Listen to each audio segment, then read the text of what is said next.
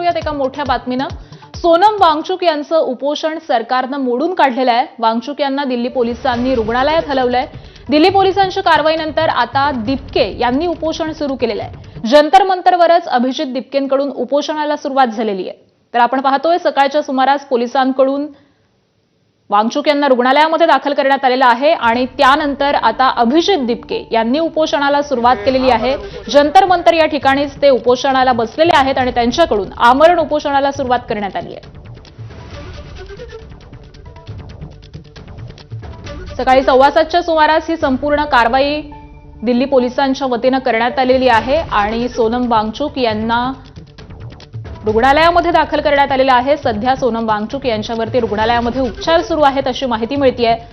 हायकोर्टानं दिलेल्या आदेशानंतर ही संपूर्ण कारवाई करण्यात आलेली आहे आणि सोनम वांगचुक यांच्या तब्येतीच्या कारणास्तव ही संपूर्ण कारवाई करण्यात आलेली आहे असं स्पष्टीकरण दिल्ली पोलिसांनी देखील दिलेलं आहे। आणि त्यानंतर आता जंतर मंतरवरची ही दृश्य आपण पाहतोय। जंतर मंतरवरती अभिजित दिपके हे आक्रमक झालेले आहेत आणि अभिजित दिपके यांनी आता आमरण उपोषणाला देखील सुरुवात केलेली आहे। त्यामुळे अभिजित दिपके यांनी सुरू केलेल्या या आंदोलनामध्ये आता पुन्हा एकदा हा एल्गार पुकारलेला आहे आणि त्यांनी स्वतः आमरण उपोषण सुरू केलेलं आहे। यात सगळ्या संदर्भामध्ये अपडेट देतात आमचे प्रतिनिधी सोमेश कोलगे सध्या आपल्यासोबत आहेत। सोमेश, अभिजित दिपकेंनी उपोषण सुरू केलेलं आहे, आमरण उपोषणावरती ते बसलेले आहेत। सध्याची एकूणातच तिथली परिस्थिती काय आहे, काय वातावरण आहे?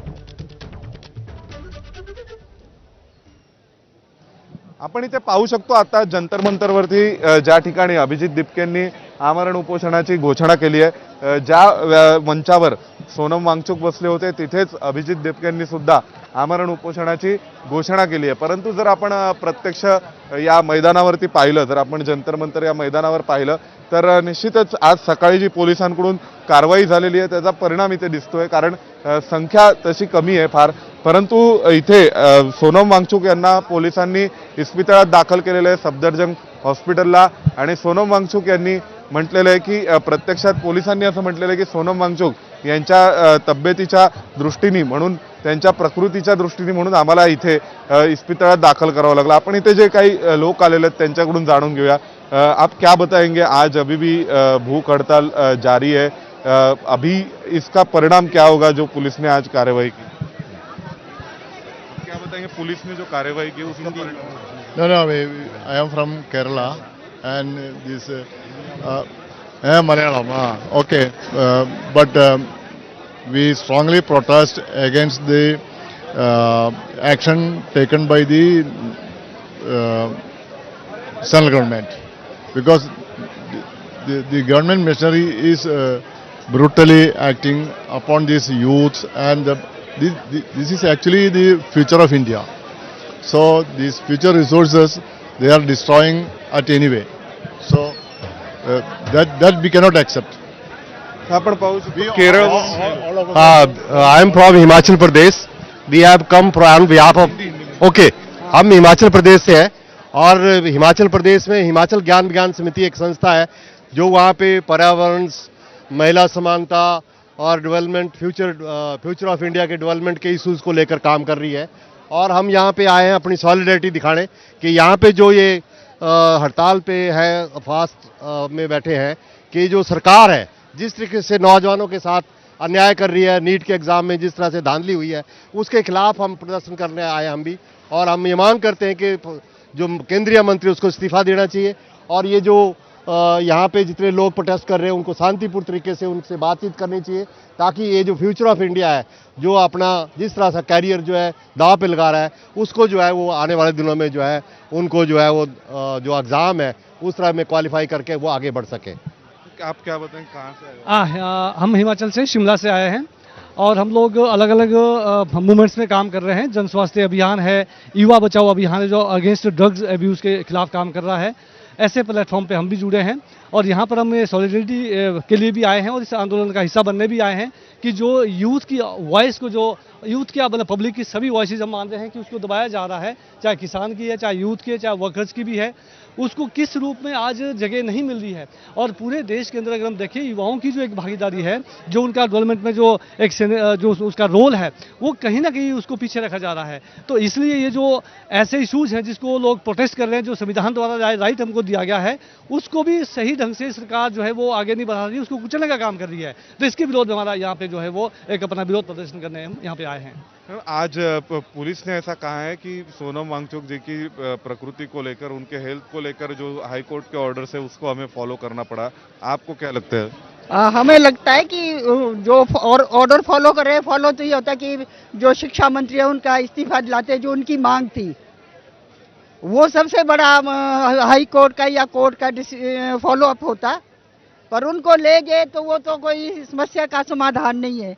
इसलिए मेरा मानना है कि जो शिक्षा मंत्री है उनको इस्तीफा देना चाहिए, और जो यूथ की डाइसेंट है उसको बिल्कुल नहीं दबाना चाहिए।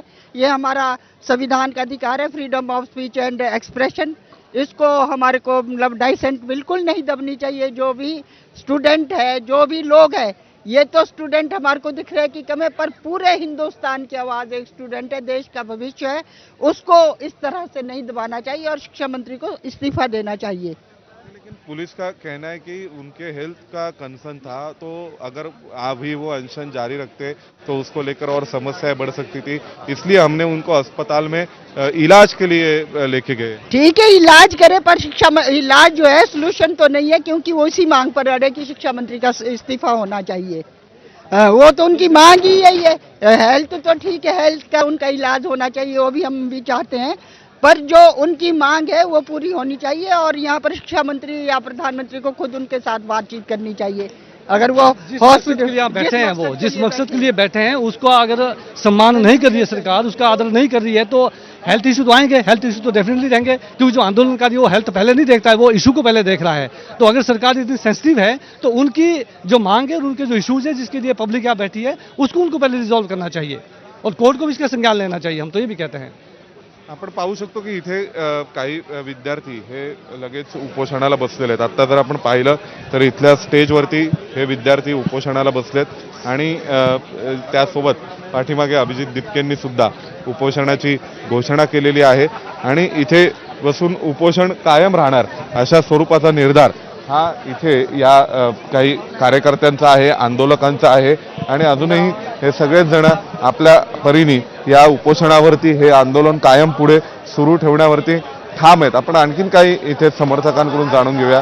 तर आप कहाँ से आए हो और क्या इस आंदोलन के समर्थन में जुड़ने आए हो? हम लोग देहरादून से आए हैं। देहरादून से। तो क्या इस आंदोलन के समर्थन के लिए? इस समर्थन पे आए हैं, समर्थन के लिए आए हैं। तो आपको क्या लगता है कि सोनम वांगचुक जी को जो अस्पताल लेके गई पुलिस सही किया है, गलत? नहीं किया, सही नहीं किया।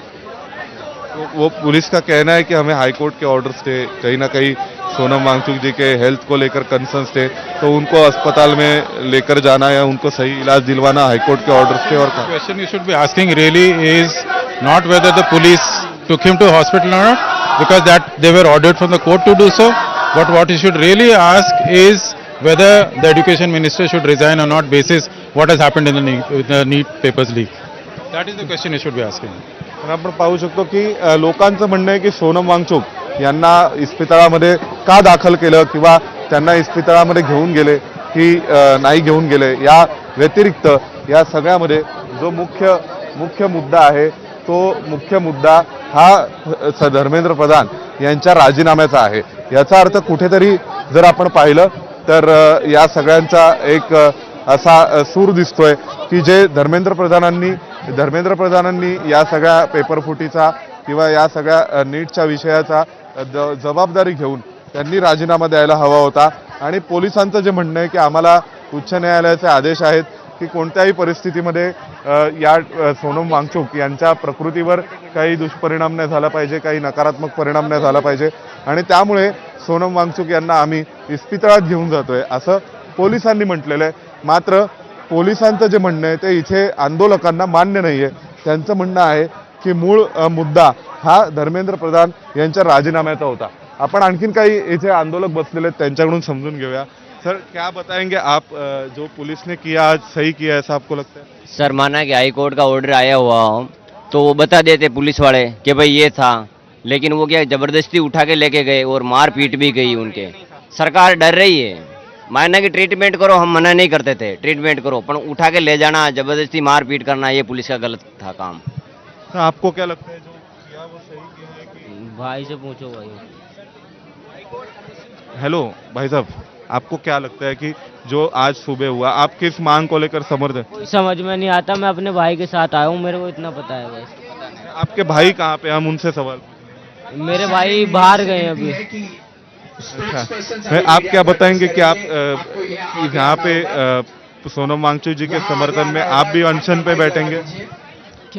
आप भी अनशन पे बैठेंगे क्या? आप भी आप अनशन पे लोग बैठे हैं ना, इनके लिए आया हूँ मैं। जो पुलिस ने किया है वो सही किया है सबको? ने बहुत गलत किया, उन्होंने पूरा पर्दा घेर के और उसमें पूरा छेक के घसीट के लेके गए वो लोग सारे।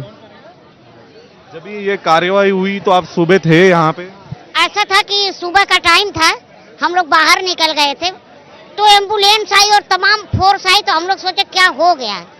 तो आने के बाद एम्बुलेंस से वो सोनू सर को लेकर निकल गई और पता नहीं चला, अभी तक हमको तो नहीं जानकारी है, किसी को होगा कि किस हॉस्पिटल में ले गई और क्यों ले गई, क्या तबीयत बहुत बिगड़ रही थी कि अफवाह में उठा ले गई आंदोलन की वजह से, ऐसा कुछ था। एक चीज मैंने देखा, एक बहन को महिला पुलिस उसका झोटा पकड़ के और घिसेट रही थी और उसका बेटा वीडियो बना रहा था, उसकी मोबाइल छोड़ ली गई, पता ना मिली कि नहीं मिली है तो मेरे को पता नहीं है, लेकिन वो बहुत बुरा लगा इसलिए कि अपने माँ को सभी लोग सम्मान करते हैं, अगर किसी के बेटे के सामने किसी के माँ को घसीटा या बाल पकड़ के तो उसको कैसा लगेगा। और हम लोग बाहर थे, बहुत लोग बाहर थे, सुबह का टाइम था, हम लोग आने के लिए नहीं, दोनों तरफ गेट बंद हो गया, हम लोग आ नहीं पाए, बहुत देर बैठकर हम लोग वही इंतजार किए तो खुला तो हम लोग अंदर आए। ये पुलिस वाले कह रहे हैं कि हमें वांगचुक जी के हेल्थ को लेकर कोई उनके ऊपर हेल्थ को लेकर के सही बात है, ले गए हेल्थ को लेकर तो मान ले ठीक है, लेकिन हमारे जो वॉलंटियर थे दो, उनसे पूछना चाहिए ना, जो रोज का डॉक्टर आ रहा है रिपोर्ट कर रहा है, वो डॉक्टर लिखेगा ना कि अब हमारे बस का नहीं, आप लेकर जाओ, तब ले जाना चाहिए ना कि बच्चों को अफवाह में डाल करके और सोनू सर को उठा ले जाओ, आंदोलन खत्म हो जाएगा। ये सोनू सर ये नहीं है बच्चे, ये 20-21 दिन से भूख हड़ताल पर बच्चों का नहीं है, बताइए। तो आपको क्या लगता है कि पुलिस ने जो कार्रवाई की वो सही की, गलत की थी? वो सिविल ड्रेस में आए थे, वो बहुत धक्का मुक्की, मतलब चादर डाल धक्के ले गए थे, किसी को ले आया, धक्का पर्दा डाला था व्हाइट कलर का, और कई बंदों को धक्का मुक्की मारी के ब्लड भी निकला था हाथ में, पैरों में, गिर भी गए थे बच्चे, लेके गए थे, मैं उस टाइम खड़ा था, लेके गए थे जब तो पुलिस लेके गई सोनम वांगचुक जी को अस्पताल में, तभी आप यहाँ पे थे? यही था उस टाइम पे जब आए ना, ऐसा आया था, भीड़ सी आई थी, ऑटो ऑटो करके अंदर उसे फिर पर्दा डाला, सिविल ड्रेस में थे वो, पर्दा डाला, देखना पाया, मतलब खींच खाँच के मतलब जबरदस्ती करी थी, वो जाना नहीं चाहते, लेके गए जबरदस्ती, यहाँ से ब्लॉक कर दिया था, वहाँ से ब्लॉक कर दिया था, फिर जो ब्लॉक करे थे उनको जबरदस्ती खींच के धक्का दिया, उनके लगी भी गई चोट कहीं हो गए लगे। आपण पाहू शकतो की इथले आंदोलक अजूनही आंदोलनावरती ठाम आहेत आणि प्रत्यक्ष बरोबर आहे, त्यामुळे पुन्हा एकदा आता हे आमरण उपोषण सुरू करण्यात आलेलं आहे, आंदोलक आपल्या उपोषणावरती ठाम असल्याचं दिसतंय। अपडेट जाणून घेऊ, तुर्तास धन्यवाद सोमेश या सगळ्या सविस्तर माहितीसाठी।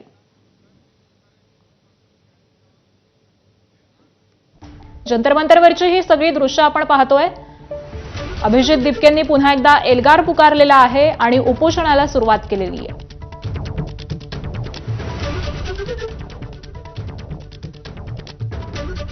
आणि यानंतर पुढच्या बातमीकडे वळूयात। लॉरेन्स बिश्नोई गँगनं अभिनेता आमिर खानला धमकी दिलेली आहे।